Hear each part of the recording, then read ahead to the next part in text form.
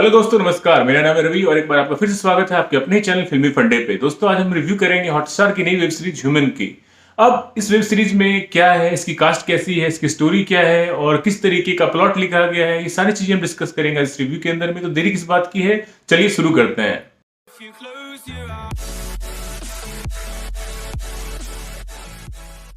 सबसे पहले बात कर लेते हैं कि वेब सीरीज आपको देखने के लिए कहाँ मिलेगी। वेब सीरीज आपको देखने के लिए मिलेगी हॉटस्टार पे। इसके टोटल 10 एपिसोड हैं। हर एपिसोड समवेयर अराउंड 40 से 45 मिनट्स का। दैट मींस ये आपके 8 से 9 घंटे लेने वाला है।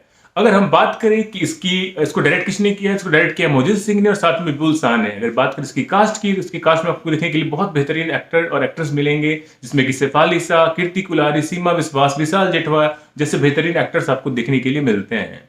बट क्या ये सारे एक्टर्स मिलके इस वेब सीरीज को कुछ अलग बना पाए हैं, इस वेब सीरीज को जान दे पाए हैं? चर्चा करते हैं इसके बारे में।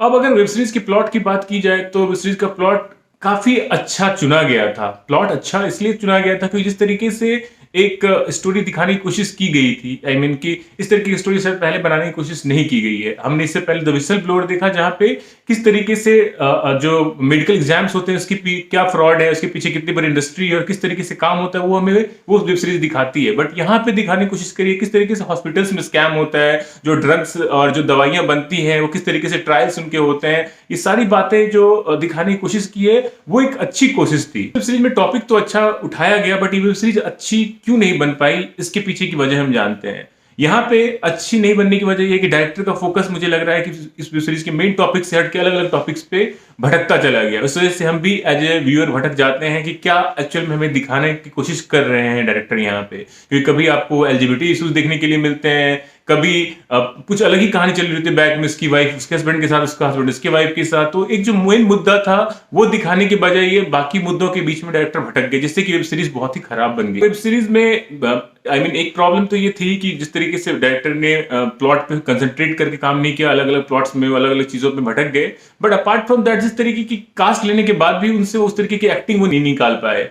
आई मीन अगर आप शेफाली शाह की एक्टिंग देखोगे तो बहुत ब्यूटीफुल एक्ट्रेस हैं वो और बहुत ही अच्छा काम करती हैं। अभी उन्होंने काम अच्छा किया है कहीं कहीं पे, बट जिस तरीके से उनकी डायलॉग डिलीवरी है वो इतनी स्लो है, इतने प्यार से वो बोलती हैं। मतलब आई मीन जिसमें आदमी 5 डायलॉग बोल लेगा, उसके अंदर में सिर्फ वो 1 डायलॉग बोल पाती है। ऐसा डायरेक्टर ने क्यों करने के लिए बोला, इसकी वजह तो मुझे समझ में नहीं आई।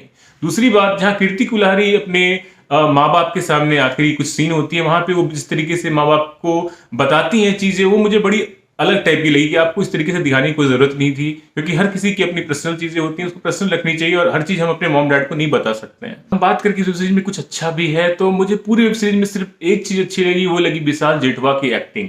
बंदे ने क्या बेहतरीन एक्टिंग करी है। उसको हमने इससे पहले मर्दानी में देखा था, जहां पे उन्होंने बहुत बेहतरीन अपनी कलाकारी का प्रदर्शन दिया था। यहाँ पे भी वो बहुत ही अच्छी एक्टिंग की उन्होंने। Through out the web series आपको एक ही बंदा ऐसा है जिसको आप स्क्रीन पे देखते हो तो आपको देखने का मन करता है, अदरवाइज वेब सीरीज हमें पूरी तरीके से डिसअपॉइंट करती है। Apart from Vishal Jethwa acting, यहाँ पे आपको कुछ भी अच्छा देखने के लिए नहीं मिलता है। डायरेक्शन बहुत ही घटिया है, जिस तरीके से राइटिंग है इस पूरी पूरी वेब सीरीज की वो बहुत बेकार है।